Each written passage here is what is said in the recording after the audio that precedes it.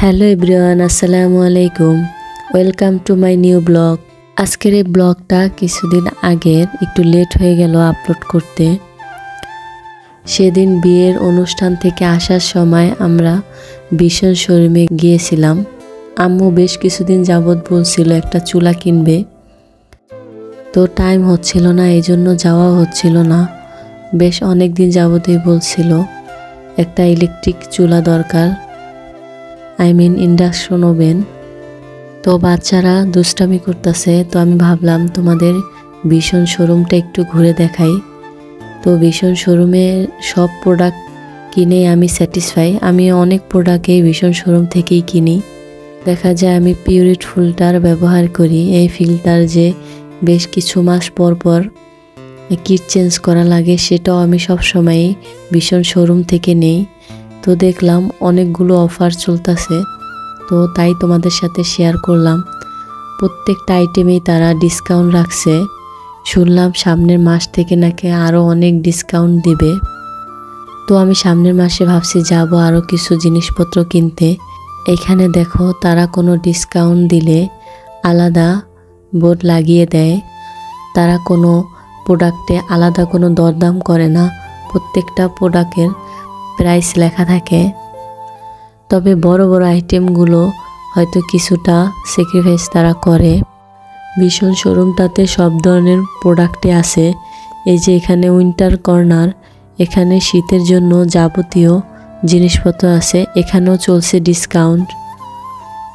এখানে দেখলাম যে তারা নানান ধরনের অফার দেয়, 20% ডিসকাউন্ট দেন, সাথে কিছু ফ্রি দেয়, সাথে দামটা কিন্তু একই থাকে।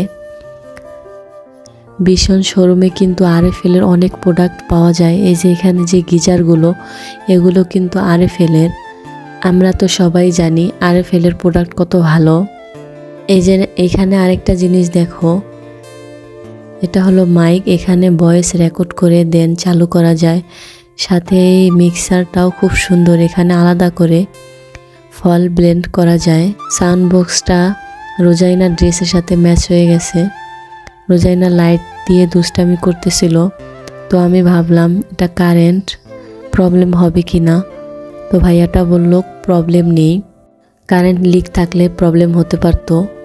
যে এই চুলাটা আমার ছোট বোন নিচে, ওর কাছে এটা পছন্দ হয়েছে। বাট আম্মুর কাছে যে চুলাটা ভাইয়াটা দেখিয়ে দিচ্ছে যে কিভাবে চালানো হয়, ওই চুলাটা আম্মুর পছন্দ হয়েছে। দুইটা চুলাই খুব সুন্দর, এক একটার সিস্টেম এক এক রকম। যার যেরকম পছন্দ সে সেইভাবে নিতে পারে। আম্মু দেখা যায় এমনিতে চুলা ধরতে প্রবলেম হবে, কোনো হ্যান্ডেল সাথে থাকলে তার ধরাটা ইজি হয়ে যাবে। তাই আম্মুর জন্য ওই চুলাটাই সিলেক্ট করলাম। এই যে কর্নারে যত প্রোডাক্ট আছে, যেটাই নাও তার সাথে ডেজার্ট সেট ফ্রি দেবে। দেন চুলা কিনে বাসায় চলে আসলাম। তো বাসায় এসে দেখলাম আমার ছোট বোন রান্না করছে। ও আমাদের সবার জন্যই রান্নাটা করছে। ও দেখলাম মাংস অ্যান্ড পোলাও আর বেগুন ভাজা করছে ডিনারের জন্য। ও খুব সুন্দরভাবে রান্না করতেছে। একটা সময় ও একদমই রান্না পারতো না, ও রান্না খেতে ভয় পেতাম।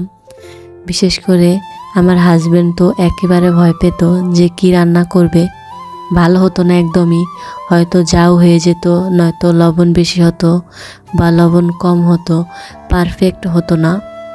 বাট এখনও এত সুন্দরভাবে রান্না করতে পারে যা আমি খেয়ে অবাক হয়ে যাই। এখন তো পুরা পাক্কা গৃহিণীর মতো রান্না করে, কোনো কিছুই বলে দিতে হয় না। প্রত্যেকটা মেয়েই মনে হয় এরকম হয় যে কোনো কিছু শিখতে চাইলে তার আয়ত্তের বাইরে কখনোই কিছু থাকে না। মেয়েরা চাইলে সব কিছুই করতে পারে। আমি একটা সময় ভাবতাম ও কখনো এত ভালোভাবে রান্না করতে পারবে। এখনও সব কিছু রান্না করতে পারে, ইনি টোটাল সংসারের জন্য যেটা প্রয়োজন হয়। রান্না করার শখ আমার ছোটবেলায় ছিল।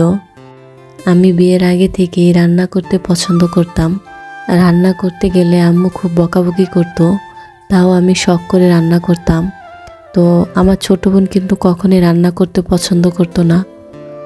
বাট দেখো এখন বিয়ের পরে তিন বোনই মাশাআল্লাহ সব কিছুই রান্না করতে পারি, কারো হেল্পের প্রয়োজন হয় না।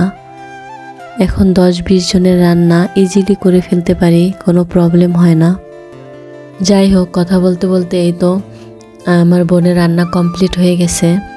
এখন আমরা খাওয়া দাওয়া করব। সবার খুব ক্ষুধা লাগছিল, এই জন্য ঝটপট 2টা আইটেমই রান্না করছে। তবে খাবারগুলো খুব মজা হয়েছিল। আজকের ভিডিওটি এই পর্যন্তই, দেখা হবে পরবর্তী কোনো ভিডিওতে। আল্লাহ হাফেজ।